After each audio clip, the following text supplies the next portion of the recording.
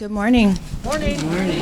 Hi, my name is Sakeenah, and I'm the founder of Girls Taking Up Space. We provide free holistic wellness programs for girls of color in Oakland. I want to start first by telling you a little bit about my story. I'm originally from the East Coast. I grew up in a community very similar to deep East Oakland, which is about 20 minutes from here. A community impacted by high rates of trauma, high rates of violence. My mom was a single mother. She raised my brother and I by working 2 jobs. We had so much love in our family, but we also had a lot of struggles.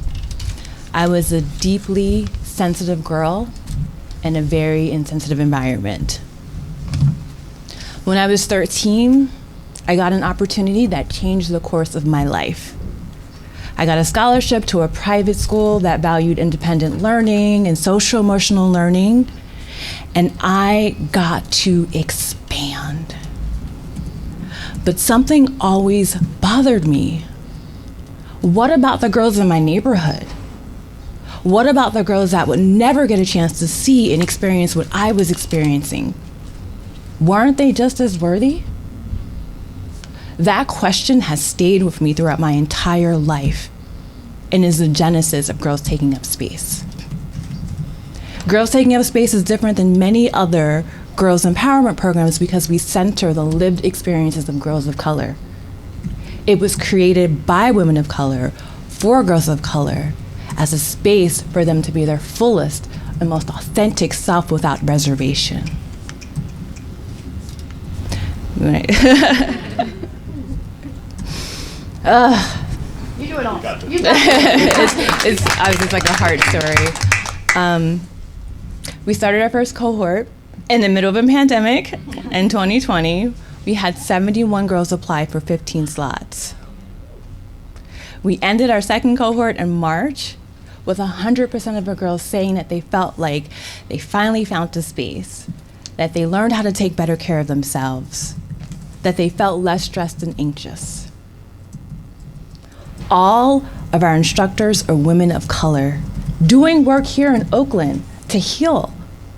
And we think that representation is paramount, is an opportunity for our girls to see themselves reflected, to be able to see and touch and feel people that look like them doing this work, being yoga teachers, teaching about meditation. Our job is to decolonize the wellness industry. So what do our classes look like? In each session, we combine wellness, movement, social justice, social learning, education. So our girls do things like yoga, and we talk about ways and poses to reduce stress and anxiety. They do dance, and they talk about being safe in their bodies and taking up space. They write and journal about their lives and connect it to lessons about boundaries, their emotions, how to handle conflict. In the fall, we are so excited to go into 2 schools, one in deep East Oakland, and one, I think it's kind of like the border. That's why we're here today. We need money. We want to centralize our program and bring it to the girls that need it the most. Thank you so much for having us here today.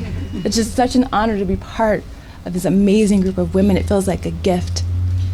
And that gift we hope to give to the girls of color in Oakland.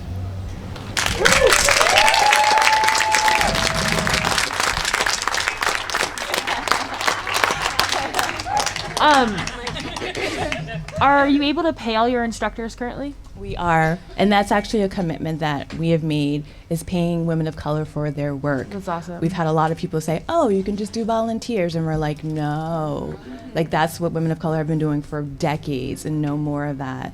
So can you talk a little bit about like what the funding like would go to in that? Yeah, sense? the funding would literally go to the girls. So it would go to having snacks for the girls. It would go toward paying for our instructors to get to the schools, for their salaries, for the yoga mats. Like 90% of it will go directly toward programming. Awesome. Thank you so much for sharing your story. I was just wondering, you talked about centralizing your program. What does that mean specifically, and is that what these funds would go towards? Yeah, so right now we're online, so we have a lot of girls from different places that get to access the program, but being able to build a partnership with the school, or these 2 schools, to centralize a program and then continue to expand to other schools is what we're looking to do. Thank you. So right now you're online only. Online only, because we began in a pandemic. We began in October 2020, so I was like, all right, guess we're going to do this online then. Got it. So I recognize that the concept of scaling is fits within the paradigm of white supremacy. So you may not want to necessarily scale. So I'm curious if you can speak to your vision of scaling. Is it depth? Is it breadth? What does that look like for your program? I'm really glad you asked that question, because that's something that I've been thinking about.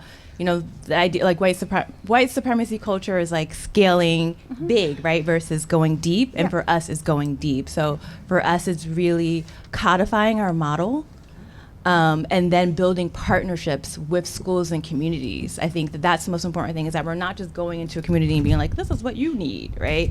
But how do we build out resources in that community? How do we involve families? How do we involve whole neighborhoods in wellness and healing?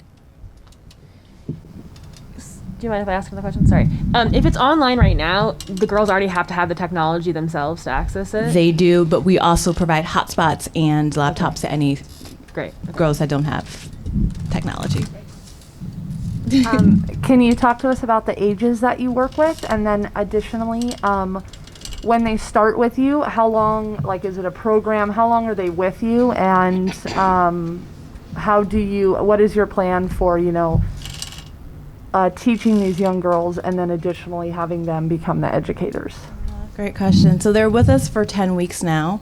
The plan, what we would love to see, is for when they get to high school, for them to actually come back and become teachers, so to be able to do yoga, teach the girls meditation. That's the ultimate goal.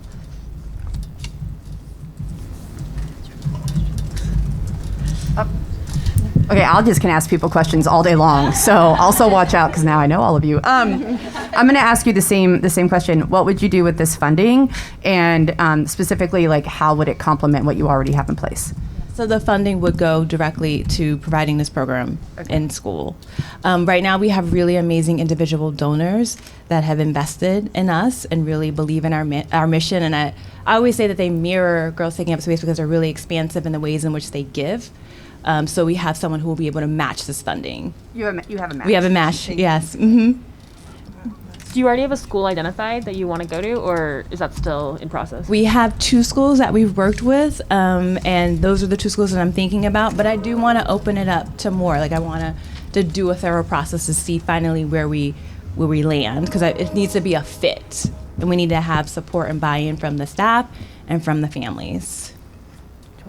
How do you get the families involved so far, or have you not been able to do that because of online? Yeah, we haven't been able to, but that's one of the plans, is to actually have families do a session with the girls.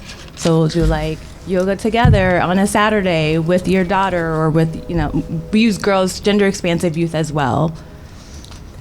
Got it. When you, I guess, and I'm trying to think how I want to ask this question. Is there an issue of going into the schools, of making sure that those spaces feel as safe as the homes are for the girls, currently where they're doing the programming? That's a really good question.